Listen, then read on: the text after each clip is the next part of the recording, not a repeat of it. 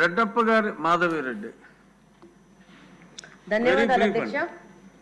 తక్కువ చెప్తాను అధ్యక్ష. నాకు ఈ అవకాశం ఇచ్చినందుకు ధన్యవాదాలు అధ్యక్ష. ఈరోజు మీ ద్వారా మంత్రి గారికి తెలియజేసుకునేది ఏంటంటే, ఈరోజు అనుకున్న దానికంటే గాంజా యొక్క ప్రభావం ఎక్కువ ఉంది. ఎలక్షన్ కంటే ముందు ఇప్పుడు గమనిస్తుంటే ఇంకా ఎక్కువ ఉంది. ఎక్కువ మార్కెట్లోకి వెళ్ళిపోవడము, పేదవాళ్ళ దగ్గరికి వెళ్ళింది అధ్యక్ష. గాంజా తాగేవాళ్ళు డబ్బులున్నోళ్ళు కాదు, బాగా పేదరికంలో ఉన్నవాళ్ళు. దానికి కారణం 5 సంవత్సరాల నుంచి మద్యం రేట్లు పెరిగిపోవడము, మరి దాంట్లో క్వాలిటీలో ప్రాబ్లం రావడం వలన ఈ గాంజా వైపు మగ్గిపోవడం జరిగింది. ఇంకొక ముఖ్యమైన విషయము మంత్రి గారికి తెలియజేసుకునేది ఏంటి అధ్యక్ష, గాంజానే కాదు అధ్యక్ష, పెయిన్ కిల్లర్స్ తీసుకొని, పెయిన్ కిల్లర్స్ ని పొడి చేసుకొని, దాంట్లో సలైన్ ఏదో మీడియం తీసుకొని దాన్ని ఇంజక్షన్లోకి ఎక్కించుకొని పిల్లలు ఎక్కించుకుంటున్నారు అధ్యక్ష.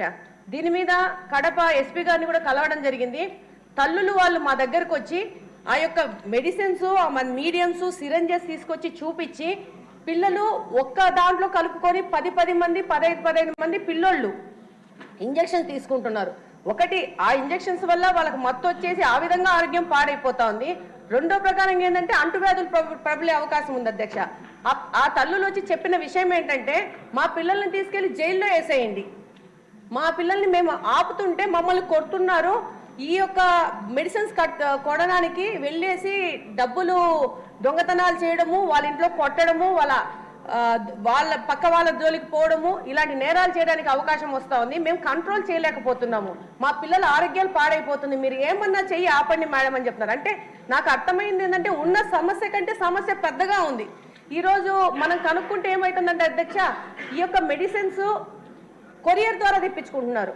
మనకున్న చిన్న సమాచారం ఏంటంటే, బెంగళూరు ద్వారా నుంచి తాడిపత్రికి వచ్చి, తాడిపత్రి నుంచి ప్రొద్దుటూరుకు వచ్చి, ప్రొద్దుటూరు నుంచి కడపకి, దీనికి బిల్లింగ్ ఉండదు, ఏముండదు. మెడికల్ షాప్స్ కొరియర్ ద్వారా తెచ్చుకొని ఆ మెడిసిన్స్ ని ఈ పిల్లలకు ఇచ్చేస్తున్నారు అధ్యక్ష. దానివల్ల ప్రాబ్లం ఏంటంటే, ఎస్పీ గారు చెప్పడము, దాన్ని పట్టుకోవడం ఎట్లా అనేది. దీని ప్రకారం నార్కోటిక్స్ చీఫ్ గారి దగ్గరికి కూడా వెళ్ళి మాట్లాడడం జరిగింది. ఆయన అంటారు, ఇంకా పెద్ద ఎత్తున దీన్ని పెంచాల్సిన అవసరం ఉంది కంట్రోల్ చేయడానికి. అంటే రకరకాల విధానాల్లో, ఒక గాంజా అనుకొని మనం అనుకుంటున్నాము, పెయిన్ కిల్లర్స్, మత్తు పదార్థాలు మెడికల్ షాప్స్ లో కొనే వాటి ద్వారా కూడా పిల్లలు దీనిలోకి వెళ్తున్నారు. తప్పకుండా యువతను కాపాడుకోవాల్సిన అవసరం ఉంది అధ్యక్ష. ఒక్క నిమిషం. దీని ప్రకారం సీసీ కెమెరాలు కూడా పెంచుకోవాల్సిన అవసరం ఉంది అధ్యక్ష. కడప నియోజకవర్గానికి వస్తే దాదాపు అంతకుముందు ఉన్న కెమెరాలన్నీ ఈ 5 సంవత్సరాలు నిర్వీర్యం చేయడం జరిగింది. ఎక్కడన్నా ఏదైనా క్రైమ్ జరిగితే కనుక్కోవాలా నేరస్తులంటే కనుక్కోలేని పరిస్థితిలో తయారైపోయింది అధ్యక్ష.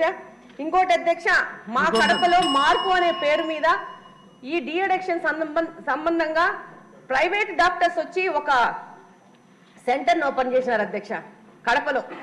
కానీ నేను మీ ద్వారా మంత్రి గారికి తెలియజేసుకునేది ఏంటంటే, ఆ అడిక్షన్ సెంటర్ పైన ఉంటే కింద వచ్చి మద్యం దుకాణం పెట్టారు అధ్యక్ష.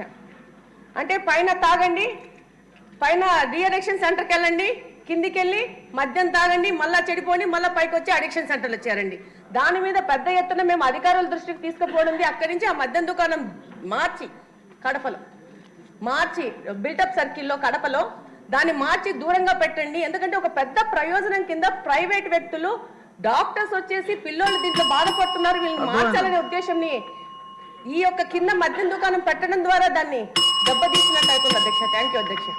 ఎమ్మెల్యేస్కి వారి పవర్ వారికి పూర్తిగా తెలియట్లా. సమస్యలు హోమ్ మినిస్టర్ గారికి చెప్పడం మంచిదే, కానీ మీ నియోజకవర్గాల్లో పోలీస్ తోటి ఇంటరాక్ట్ అయ్యి MLAs must also take active role in controlling the anti social activities. ఇంకక్కర్లేదమ్మా మంత్రి గారు. అధ్యక్ష ధన్యవాదాలు అధ్యక్ష. గౌరవ సభ్యులు మాట్లాడిన మాటల్లోని వాళ్ళ తాలూకా బాధ ఒకటేంటంటే, సొసైటీ పట్ల వాళ్ళకున్న రెస్పాన్సిబిలిటీ ప్రజాప్రతినిధులుగా అన్నది చాలా క్లియర్గా కనబడుతుంది. యాక్చువల్గా మనం అధికారంలోకి రాకముందే ఈ విషయం చెప్పాలి అధ్యక్ష. ఒక 2 మినిట్స్ నాకు ఒక టైం ఇవ్వండి, ఎందుకంటే చాలా crucial issue and important issue అధ్యక్ష ఇది. ఎందుకంటే లాస్ట్ టైం మన గౌరవ మంత్రివర్యులు లోకేష్ బాబు గారు యోగాలం చేసేటప్పుడు నేను చంద్రగిరి కాన్స్టిట్యున్సీకి వెళ్ళాను అధ్యక్ష. చంద్రగిరి కాన్స్టిట్యున్సీకి వెళ్ళేటప్పుడు సార్ దగ్గరకు వచ్చి ఒక తల్లి ఒక బిడ్డను తీసుకొచ్చి ఆ బిడ్డకి కూడా స్కార్ఫ్ కట్టుకుని వచ్చింది అధ్యక్ష. తల్లి బిడ్డ ఇద్దరు స్కార్ఫ్ కట్టుకొని వచ్చారు.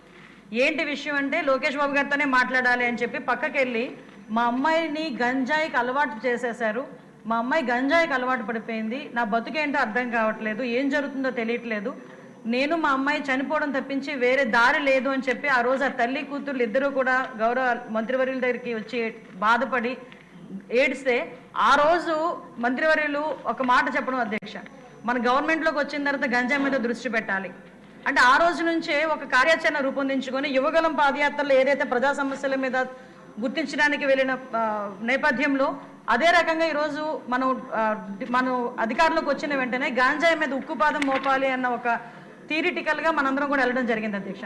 దీనిలో భాగంగానే చూస్తే నిజంగా సభ్యులు అన్నట్టుగా ఈరోజు గాంజా అనేది ఎలా అయిపోయిందంటే ఎక్కడో ఏజెన్సీ ఏరియాలో పండే గాంజా కాస్త ఈరోజు స్కూల్ బ్యాగ్స్లోకి వచ్చే పరిస్థితి వచ్చింది, అధ్యక్ష.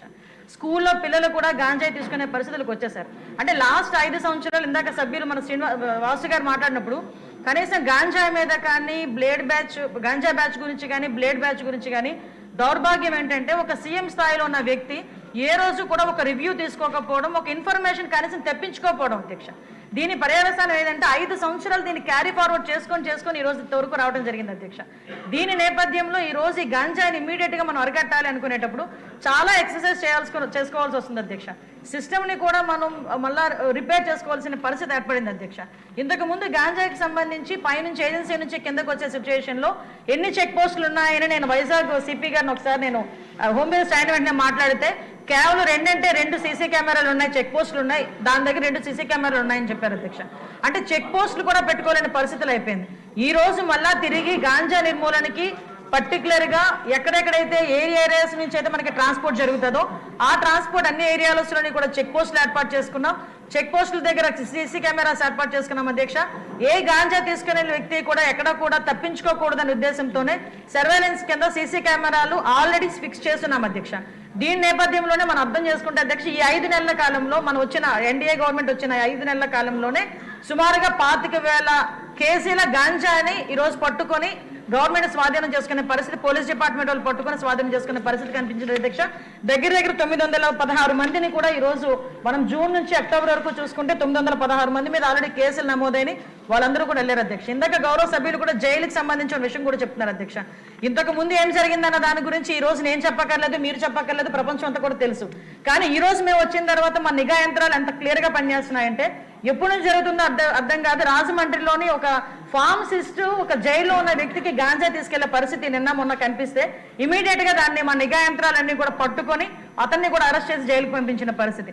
మీరు అన్నట్టుగానే ఎక్కువ ఏజెన్సీ ఏరియాలోని చిన్న పిల్లలు దీనికి ఎడిక్ట్ అయిపోయే పరిస్థితి కనిపిస్తుంది, అధ్యక్ష. ఎడిక్ట్ అవ్వడమే కాదు, అధ్యక్ష, వాళ్ళకున్న ఫైనాన్షియల్ ప్రాబ్లమ్స్ ని బేస్ చేసుకుని వాళ్ళని పావుల కింద వాడుకునే పరిస్థితి ఉంది. కాబట్టి గాంజా బ్యాచ్ల్లోని గాంజాలు సరఫరా చేసేవారు కానీ గాంజా తీసుకునే వాళ్ళకి కూడా, అధ్యక్ష, ఈ రోజు ఏదో తీసుకొచ్చాము, జైల్లో పెట్టేసాము, వాళ్ళకి రిమాండ్ తీసేసాము, తర్వాత బెయిల్ బయటకు వచ్చి వాళ్ళు అలా చేసే కన్నా వీళ్ళు చేసిన వెంటనే వీళ్ళ మీద పీడియాక్ట్ పెట్టడమే కాదు, అధ్యక్ష, వీళ్ళ ఆస్తులు కూడా జప్తు చేయడానికి వీలైతే వాళ్ళకి ఆస్తి ఏమీ లేకపోతే వాళ్ళ దగ్గర ఉన్న ఆధార్ కార్డులు కానీ వాళ్ళ దగ్గర ఉన్న రేషన్ కార్డ్స్ కానీ అలాంటివి కూడా సీజ్ చేసే పరిస్థితి కూడా రప్పించాలి అని గౌరవ ముఖ్యమంత్రి గారు కూడా మాకు ఆదేశాలు ఇవ్వడం జరిగింది, అధ్యక్ష. దాని మీద కూడా ముందుకెళ్తున్నాం. ఇంకా మీరు కడపలో ఉన్నట్టు మా దృష్టికి వచ్చింది కాబట్టి ఒకసారి మేము కూడా మాట్లాడతాం, అధ్యక్ష. అదేవిధంగా డీడిక్షన్ సెంటర్స్ కూడా మాక్సిమం ఎక్కువ పెడుతున్నాం, అధ్యక్ష. ఎక్కువ మంది డాక్టర్స్ ని కూడా ఈవెన్ సెంట్రల్ జైల్లోని కూడా డీఅడిక్షన్ సెంటర్లు పెట్టడానికి ఒక ప్రపోజల్ ఉంది, అధ్యక్ష. ఇందాక గౌరవ సభ్యులు అందరూ కూడా చెప్పినట్టుగా ఎక్కడా కూడా గాంజాయికి ఎటువంటి విచ్చలవిడితనం అనేది లేకుండా చాలా సీరియస్ గా తీసుకుంటున్నారు, అధ్యక్ష. ఒక్క విషయం చెప్పి నేను ముగిస్తాను, అధ్యక్ష. ఎందుకు చెప్తున్నానంటే ఈ రోజు మేము చేయగలము అని మన గవర్నమెంట్ చేయగలము, గాంజాని అరికట్టగలము అని చెప్పడానికి గల ప్రధానమైన కారణం ఏంటంటే గాంజాకి మేము వచ్చింది ఇమీడియట్ గా దానికి సెపరేట్ వింగ్ ఏర్పాటు చేశాం, అధ్యక్ష. దగ్గర 469 మందిని స్టాఫ్ అలోకేట్ చేశాం, అధ్యక్ష. అదేవిధంగా సుమారుగా దానికి స్పెషల్ గా ఫోర్స్ ఏర్పాటు చేసుకున్నాం, వాళ్ళకి స్పెషల్ గా బడ్జెట్ ఏర్పాటు చేశాం.